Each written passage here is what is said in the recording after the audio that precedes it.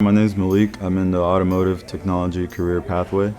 Ever since I was a kid, my first word was car in Spanish, and I've been, taking apart things and putting them back together. And I think when I came here for the first time, ninth grade year, I just saw automotive technology and I was like, yeah, I'm definitely doing this.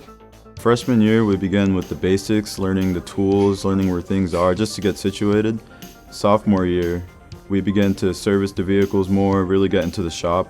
But we also then spend a lot of time in the classroom learning about different parts of the car. And really now, junior year is just a time where you really start to work with the vehicles, and we get to take apart engines and put them back together. And I think in the future, it's going to be very helpful for me because now it's the first time I've ever taken apart an engine. So I'll be able to go into a job and know automatically like, oh, this is this, being able to work like that is really helpful.